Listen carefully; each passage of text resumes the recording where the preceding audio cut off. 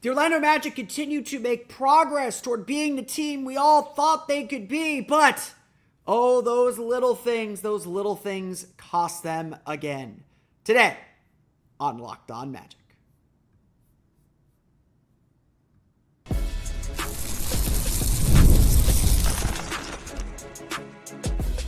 You are Locked On Magic, your daily Orlando Magic podcast, part of the Locked On Podcast Network, your team every day. And you are indeed Locked On Magic. Today is April 1st, 2025. My name is Philip Rossman-Reich. I'm the senior writer over at OrlandoMagicDaily.com. Of course, follow me on Twitter at PhilipR_OMD and on Blue Sky at PhilipRR. On today's episode of Locked On Magic, the Orlando Magic continue to look better, but continue to fall short. The elements they are missing and the lessons they still need to learn coming up here in just a moment. But first, we want to thank you again for making Locked On Magic part of your day every day. No matter when you listen to us, whether it's first thing in the morning, whether it's right when we upload, we truly appreciate you making Locked On Magic part of your day every day. You can make Locked On Magic even bigger part of your day with the Locked On Magic Daily Newsletter, the one-stop for ultimate team and league coverage, delivered right to your inbox. Sign up for free now at LockedOnDaily.com. That's LockedOnDaily.com. And start your day with the all-new free Locked On Magic newsletter. Today's episode of Locked On Magic is brought to you by Game Time. Download the Game Time app, create an account, and use code LOCKEDONNBA for $20 off your first purchase. Let's get two things straight here. The Orlando Magic were not expected to beat the LA Clippers. The Clippers are now 11 games over 500. They are a team that is fighting for a playoff spot in the West. They entered the game 8th because of how tight the West is. They're one of the best defensive teams in the league, and the Magic were always going to have some issues. The Magic were always going to have a struggle and would always have to play well to give themselves a chance to beat a team of the Clippers' caliber. So, yes, the Magic need wins. They need wins badly, all that stuff. What's costing the Magic now, though, are not the big issues. It's not the shooting every night. It's not defensive lapses. It's not poor rebounding. It's little things. It's the things that ultimately cost you games. No one's going to call the situation the Magic are in a playoff game every night. The Magic are trying to win every game the rest of the season. Obviously, they're trying to put themselves in the best position. Obviously, we are all counting down now 7 days until the big game next week against the Hawks in Orlando. There's a lot of work to do. And right now, yes, results matter. So why aren't the Magic able to get over the hump? What is keeping Orlando from winning? What is keeping Orlando from being the team we all thought they could be, the team that they're looking increasingly more like, and the team that they are trending into? Why aren't the Magic able to get over that hump? And the answer is not really anything big. Yes, this team has weaknesses, but what we're seeing and what we'll talk about a little bit later is that the Magic are increasingly able to overcome these weaknesses again. That was the hallmark from earlier in the season. It didn't matter how poorly the Magic shot. Their defense kept them in it. They gave them a chance so they could have that little spurt to get ahead. In these kinds of games against quality opponents, it is rarely something big. It's something small. It's the little things that nudge you ahead. And so as Jamal Mosley took the podium after a 96-87 loss to the Clippers on Monday, he said this felt like a playoff game. From the physicality to all the elements, it felt like a playoff game. And it was decided the way a playoff game is played. It is often decided. It was decided often how a series is decided. Series often come down to who wins that close game. When it's black or white, win or loss. This game came down to a series of small decisions that had big, big consequences. And that's the truth of it. the Magic weren't able to make the plays at the critical times. It did not matter that the Clippers didn't really shoot that much better than Orlando. It did not matter that the Clippers did not make barely made as many threes as the Magic. It did not matter that the Clippers turned the ball over a ton, that they made a ton of mistakes. When the game was on the line, they made all the plays. They were the ones that came out on the right end. Plays, and it wasn't just what the Clippers did, it was the decisions the Magic made.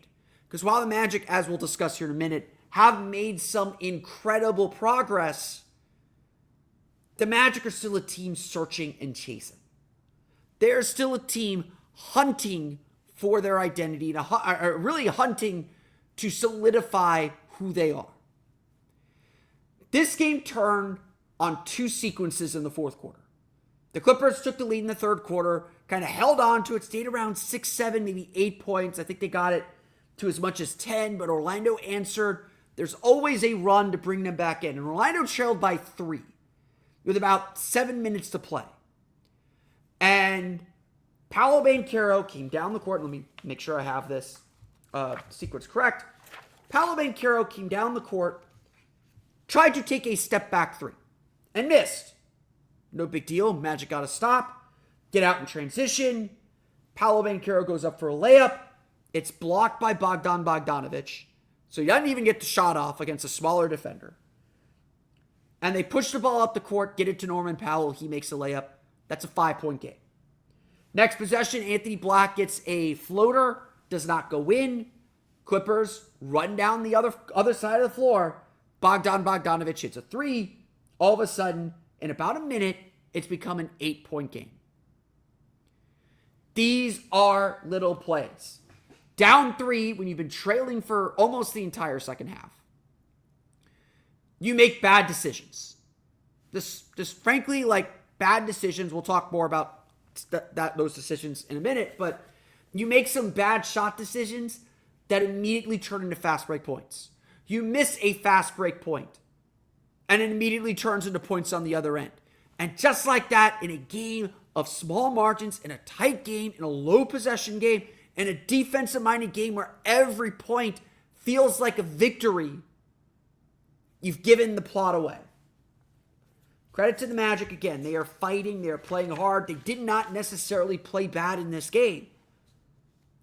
But again, they get the deficit down to 5. They're down by 10. They get a 3 from Corey Joseph. They get a layup from Franz Wagner off a steal. They get themselves back to within 5 with 4.5 to go. And then the big play, the back-breaking play happens. James Harden misses a step back. Ivica Zubac rebounds. Kick out to Norman Powell for 3. He misses. Chris Dunn gets the rebound. 2 offensive rebounds, leading to a Norman Powell 3 that makes it an 8-point game. Then Paolo Banchero tries to create, turns the ball over, had 7 turnovers in the game. I am picking on Paolo a little bit. We'll talk about his game in a minute. Paolo turns the ball over. Kawhi Leonard misses a 3 in transition. Zubac is under the basket though. Rebounds, misses, rebounds, fouled. 9-point game, game over. Dig out one of those offensive rebounds, prevent that 3, and the Magic have a chance to win. So many opportunities down by 3 points. The Magic came up empty, and the Clippers made them pay. That's A, what happens when you're in the lead, but B, those are the plays that matter. It's the turnovers. 15 for 14 points for the Clippers. 15 Magic turnovers for 14 points. Clippers had 16 for 19 Magic points. So again, Magic took advantage there, but turnovers at the wrong time when you need a basket. So many times, even coming out of a timeout, turning the ball over. Giving up offensive rebounds and extra possessions. 11 offensive rebounds, including 9 from Ivica Zubac for 16 second chance points. Didn't completely kill them. Orlando only gets 7 off of their 6 offensive rebounds. Missing open shots, obviously. It's all of these little things. The right shot at the right moment. The wrong turnover at the wrong moment. That's what's going to determine whether the Magic get to the 7th seed, win the Southeast Division. That's what's going to determine whether they even make the playoffs in the play-in tournament. The Magic still have a lot of work to do. But I do think in a game like this, it's important to recognize, despite it being a moral victory, how far the Magic have come. Why this game is not a reason to panic. We'll talk about that coming up here in just a moment.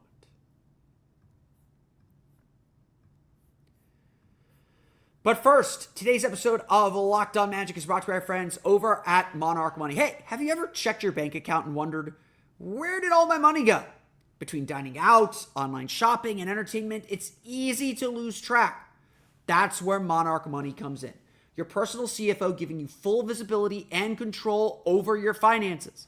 Monarch Money isn't just a budgeting app. It's a complete financial command center. You can track all your accounts, investments, and spending in one place so you stop just managing your money and start building wealth. With Monarch, you'll realize just how much you're spending on food delivery so you can budget smarter and save more. Instead of juggling multiple apps, you can use Monarch to check your finances, track spending, and even plan long-term goals. And it's so easy to combine so many different things. Whether you're doing it with your partner, you can track shared and personal accounts. You can set goals, stay on the same page without the stress. Take control of your finances with Monarch Money. Use code LOCKEDONNBA at monarchmoney.com for 50% off your first year. That's monarchmoney.com, code LOCKEDONNBA for half off your first year. Today's episode of Locked On Magic is also brought to you by Prize Picks. Baseball season is in full swing, and there's no better way to get in on the action than with Prize Picks, the best place for daily fantasy sports. With Prize Picks, you pick more or less on at least 2 player projections, and if you're right, you can win up to 1,000 times your cash. Whether it's strikeouts, RBIs, or first inning runs, Prize Picks keeps every game exciting. Whether you're looking at baseball, which of course just started, or ready for basketball with the close of the college season and the oncoming playoffs in the NBA, Prize Picks lets you pick the picks that you want to make. It's really easy to set up a lineup. It takes less than 60 seconds, and when you win, your payout is quick, safe, and secure. You can always take advantage, too, of their Taco Tuesdays, where Prize Picks offers discounts on select player projections for even more value. Download the app today and use code LOCKEDONNBA to get $50 instantly after you play your first $5 lineup. That's code LOCKEDONNBA for $50 instantly after you play your first $5 lineup. Prize Picks, run your game.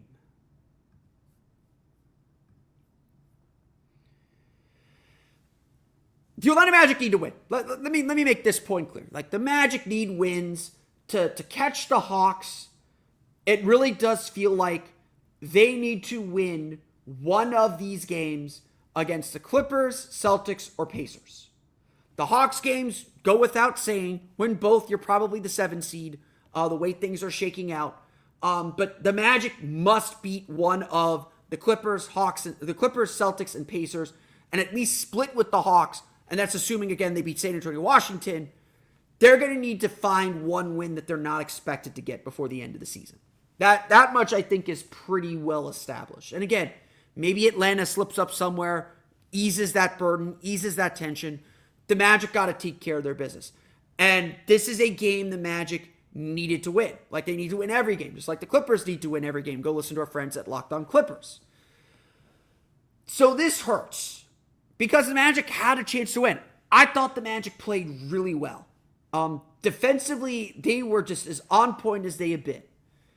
And so while I want to continue to say the Magic needed to win and they did not get the job done, and that's ultimately all that matters, they played a very good team and continue to show that they are looking more and feeling more like the team we thought they could be. This was another game that showed to me the Magic are in a better place. Are they fine? No. It's really late in the season. We shouldn't be doing these things, but that's where we're at. To me, the telltale moment was the second quarter. Look, the Clippers are a great defensive team. They had a great defensive game plan. They loaded up on Paolo Banchero. Ivica Zubac was just hanging in the paint. It was really hard for the Magic to create much of anything, especially when Zubac was in. Game high plus 10 for him, by the way. The Magic, though, scored only 3 points in the first roughly 8 minutes, 7.5 minutes of the second quarter. They took a really strong showing in the first quarter and just went through one of those lulls that they go through. Like, again, this is not a good offensive team. We know that. We understand that. There's no fixing that until the offseason. They can be better because they can make shots, and they weren't making shots in this game. But the Magic are going to be what they're going to be. They're going to go through long stretches where scoring is really difficult, is really hard for them. And typically against a team like the Clippers, that moment is when the game collapses. That's when they fall down by 15, 18, 20 points, and everything else is fundamental. The game is done. Maybe the Magic make a run to make it 12, then it gets back out to 20. They just don't score enough. Their defense collapses. They kind of lose the plot. That's been the story of the season. But that wasn't the story Monday night. Instead, the Magic kept the game close. Yes, it was a 12-point swing. They ended up trailing by 6. But the Magic kept things close. They still defended really well. They gave themselves a chance to get back into the game, despite an anemic offensive effort. And then all of a sudden, they found a spark. And that's really what this game was looking for, because both teams defended so well. It was looking for a spark. And the second half was all about which team is going to get that spark first. Clippers had a little bit to take the lead, but they never led by really more than 6 or 7 points. The Magic would reel them back in, but then would fall into a lull or turn the ball over at the wrong moment. The Clippers might extend that lead. They didn't get it out to 10 until very late in the game. And that's when it felt like, oh, this is over. A month ago, the Magic are done at halftime. Plain and simple. Instead, Orlando closed the half on a 16-4 run to take the lead. To lead by 2 heading into the half. That doesn't happen a month ago. A month ago, this game is over at halftime. Like, seriously. A month ago, this game is done. The Magic defense might come back, but the Magic don't have enough firepower to stay in the game. What was different about this, and why I want to point this out and say this is why I'm optimistic about things, the defense didn't go anywhere. The Magic played good defense the entire game. Even in the fourth quarter, they gave up 27 points in the fourth quarter, but you can survive that if your offense is functioning, which, again, credit to the Clippers. They had a great defensive game plan. The Magic just were not as dialed in offensively as they have been. We'll talk a little bit more about that when we go through the box score. The Magic gave themselves every opportunity to win this game. The Clippers only had like a 102 defensive rating or offensive rating. That's good enough to win almost any night except for when you have a game like this. And the fact of the matter is, the Magic's defense has been really solid. Over the last 12 games, Magic now 7-5 in their last 12, the Magic have a defense at a 107.7 defensive rating. 107.7 points allowed per 100 possessions. That is second in the league in the last 12 games. That is elite. No matter how you cut it, no matter how you slice it, the Magic put up an elite defensive performance and have been playing Magic defense. At the very least, the one thing we can say at this point is the Magic have returned to their standard. And look, that's where everything starts. Again, why are we talking about this 75 games into the season or 76 games into the season? This isn't something we should be pointing out 76 games into the season. I want to fully recognize that. But the first step to the Magic being what we think they can be and consistently winning these kinds of games is finding that standard. Now, again, we know the Magic's offense stinks. We know they're going to struggle offensively. It's hit or miss, that they'll be competent. And the Clippers are one of the best defensive teams in the league. Orlando is second in the league in defensive rating. The Clippers are third. This is the exact kind of game we should have expected. Physical, slugfest between two great defenses playing at a very high level. And the bottom line is this. If the Magic play defense like they played in this game, they are going to give themselves a chance to win every game they play the rest of the season. The problem is, when you're playing a team like the Clippers, and then we'll get to the Celtics and the Pacers, the Hawks for sure too, when you're playing quality opponents, the margin for error is small, and when you don't score, when you struggle to score, the margin for error gets smaller. But this is the important thing. The Magic aren't in the low point. I'm not worried about this game to the Clippers. We know the Magic's offense stinks. The defense gave them a chance to win. They couldn't score enough points. Make or miss league, you move on. The Magic have to beat the Spurs on Tuesday, obviously. And if they have to have the same kind of defensive effort. And if they do that, they're going to win that game running away. This is something the Magic can replicate. And this is something the Magic can build on. And again, it is late to say all these things. I'm not going to pretend otherwise. But the Magic have come a long way from where they were. They've taken some hard lessons. They've taken some hard losses. And they are slowly looking better for it. But that's not going to make anybody feel better. It's not. I mentioned this as like, does this feel like you guys are being yourself? And they're like, yeah, but we can't have that 4-minute drought. We can't put ourselves in these positions. Everybody knows that's not something to celebrate. It's something that should be expected. And so the fact that we can expect it again is something. The Magic have come a long way, but as this game still shows, there's still much, much more work to do. And obviously, that work continues Tuesday in San Antonio. Let's run through the box score. We'll talk about individual performances and what the Clippers did to slow down Paolo Banchero. We'll get to that coming up here in just a moment. But first, today's episode of Locked On Magic is brought to you by your friends over at Game Time. There's nothing like watching basketball live, especially this time of year. The energy of the crowd, the sound of sneakers on the hardwood, maybe even a celebrity signing courtside, and of course, the biggest games of the year. April 8th, Atlanta Hawks. Be there. Sell that game out. Let's make the energy in the building amazing. If you want to catch a game in person like that game, Game Time makes getting tickets easier than ever. Game Time's new feature, Game Time Picks, filters out the fluff and shows you only the best deals on great seats so you don't have to waste time scrolling through thousands of tickets. You can check out the Game Time app, and there are amazing deals on some huge matchups coming up. Their Game Time Picks will even highlight super deals, giving you the best bang for your buck. And with seat views before you buy, no surprise fees, and a lowest price guarantee, you can book with total confidence. Take the guesswork out of buying tickets with Game Time Picks. Download the Game Time app, create an account, and use code LOCKEDONNBA. That's LOCKEDONNBA with 2 N's for $20 off your first purchase.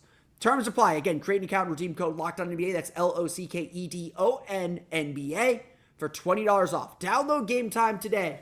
What time is it? Game time.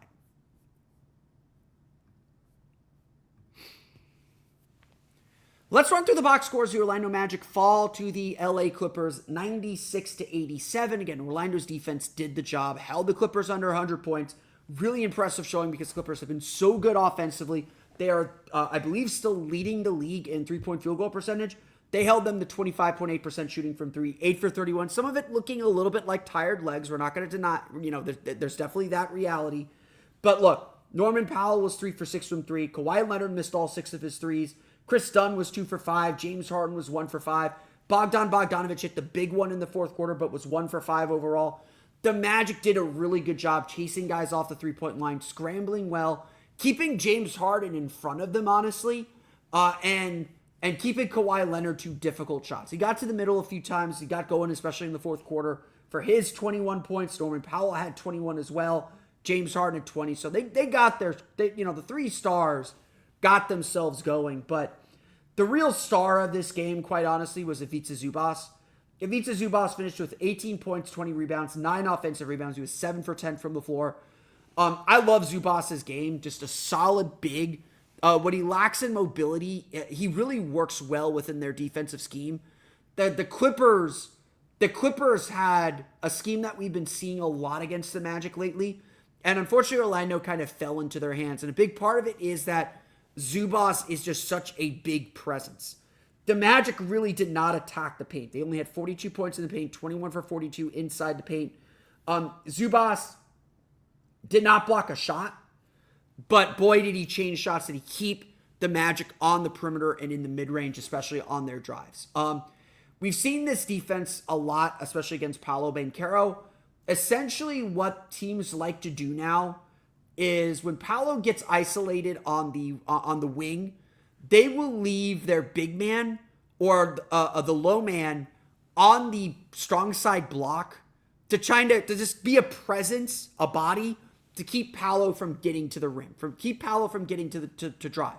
Now, Paolo's counteracted this by stopping short and hitting that little 15-foot mid-range jumper, and he's been really good at it from that short corner. This game, he was not. This game, Paolo really struggled. And a lot of it, I think, was because of Zubac's presence and the Magic's inability to kind of figure out a way to break that defense down. The way the Magic have been breaking that defense down, like they did against the Lakers, like they did against the Kings, is they made threes. Like they found open shooters, they moved the ball to open shooters, they got open threes. The Clippers did a really good job scrambling and staying home on those shooters, doubling Paolo, trying to get him to pass it to the free throw line to Wendell Carter. Wendell Carter, I think, did a decent job making himself available for those passes, but he was 4 for 11. He missed those shots. Again, at the end of the day, you got to make shots, and Orlando missed a lot of shots that they normally make and that they have to make. Paolo Banchero was just 8 for 23. He was 1 for 8 from 3, again, suggesting that he settled.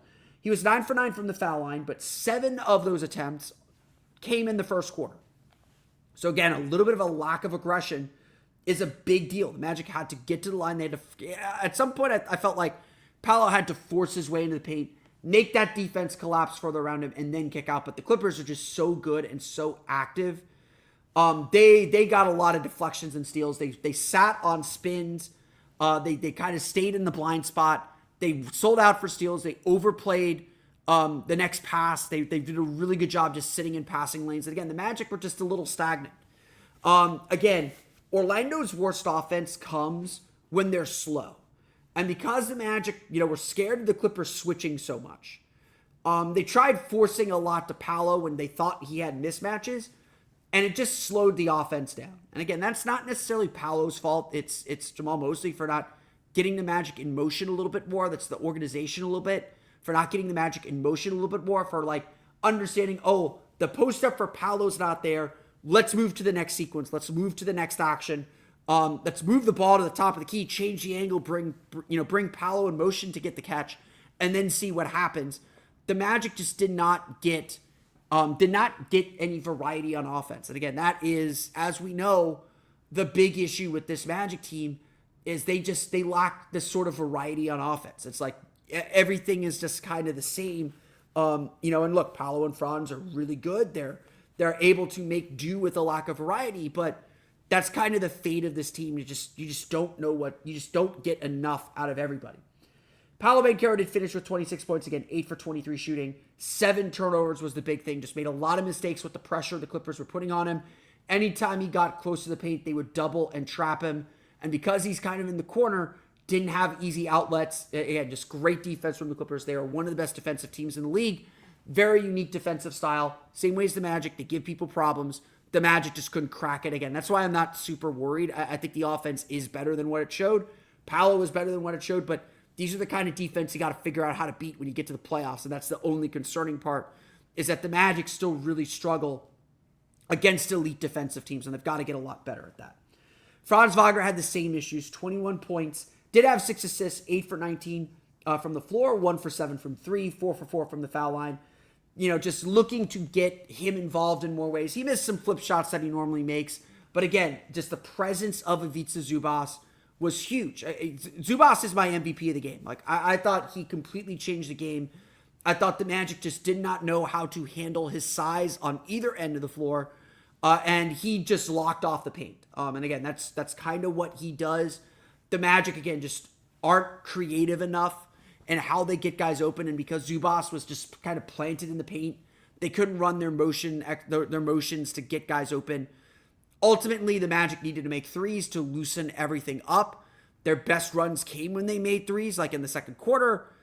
Those dried up pretty quickly, and again, it just wasn't consistent enough. If the Magic made 7 threes, if they make 10 or 12, and some of them come in the first quarter, some of them come in the fourth quarter when they need big shots, that changes the game. And again, the Magic just did not get enough shooting and playmaking and scoring that they need to win these kinds of games. Again, that's been the issue all year. We know that. They need kind of a tough three-point shot maker. They need to pick up their pace. The Magic, I'm at the point where when we know we have issues with this Magic team that are long-standing, like missing open threes, that is stuff I'm not worried about. If the Magic lose because of that, so be it. The problem was in this game, the Magic lost because they slowed their pace down. They didn't move the ball effectively. They had 18 assists on 30 field goals. I didn't think they moved the ball very effectively. Just the pace was just really, really slow. They tried to force things to Paolo, and look, Paolo made bad decisions. Some of his shot decisions, he tried to be the hero. He tried to do too much. Instead of getting to the foul line, force your way to the foul line. Just get inside the paint. Honestly, the Magic need to try running some 5-out stuff and just trying to force them to spread the ball a little bit or spread the defense out a little bit. But the Magic were slow to get into their stuff. We're trying to force things to Paolo. Paolo was trying to force his offense.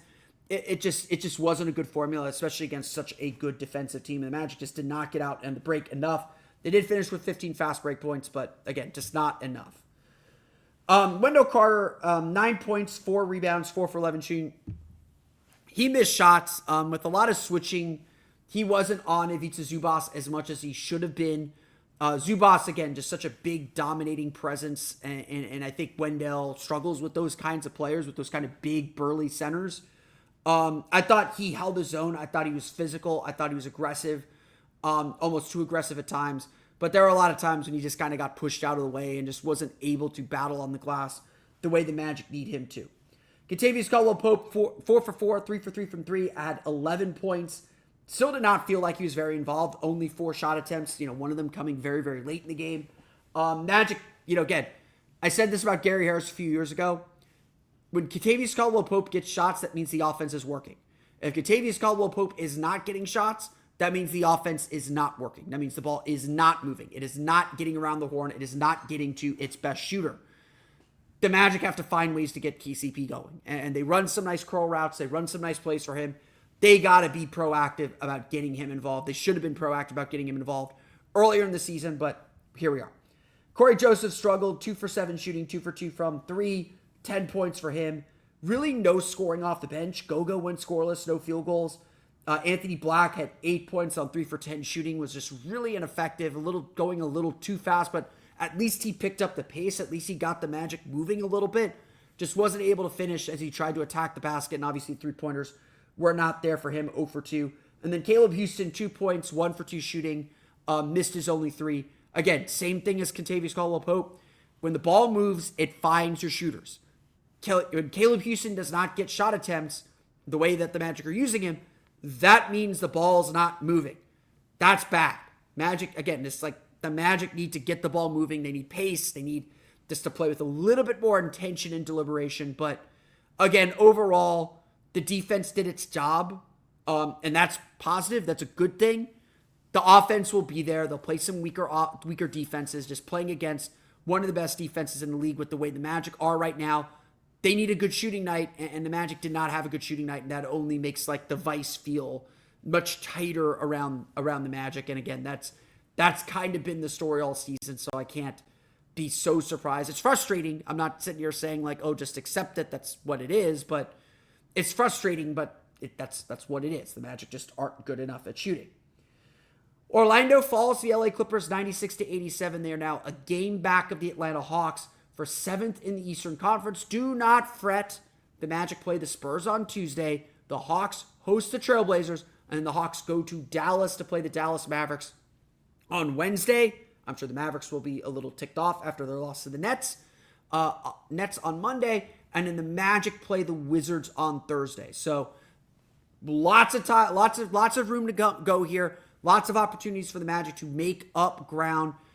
The way things could end up working, the last game may not. If the Magic can beat the Hawks, go a game ahead of them, they'll win that division tiebreaker, and that actually makes that Sunday game in Atlanta irrelevant for the standings. But again, there's a lot to happen. The Magic schedule is much tougher than Atlanta's. Orlando's going to have to get a win somewhere. They may need Atlanta to drop a game that they're not supposed to drop. The game against Dallas is a big one. That is a coin flip game. Orlando lost to Dallas. If Atlanta loses to Dallas, then the Magic absolutely have an opportunity to take control of things. Magic, at the end of the day, I still think control their own destiny for the division. They just got to beat Atlanta twice, which is not easy to do. Atlanta's a little bit more advantageous position. They can get away with splitting those two games and win the division. But that's neither here nor there. On to San Antonio. The Magic take on the Spurs on Tuesday.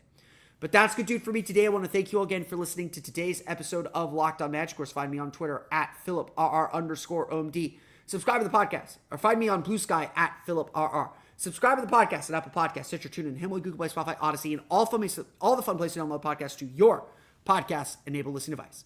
For the latest on the Orlando Magic, be sure to check out OrlandoMagicDaily.com. You can find us there on Twitter at OMagicDaily. And for even more Orlando Magic content, be sure to check out my Patreon page, Orlando Magic Hub, at patreon.com/Orlando Magic Hub. As always, thank you for your support. As if all that's not enough, you can also check out the Locked On Magic daily newsletter, the one stop for ultimate team and league coverage delivered right to your inbox. Sign up for free now at LockedOnDaily.com. That's LockedOnDaily.com. And start your day with the all-new free Locked On Magic newsletter. That's good, dude, for me today, though. I want to thank you all again for listening to today's episode of Locked On Magic.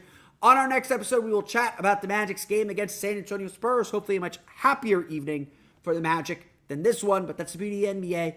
Always another game until there's not. We're almost to the end of that.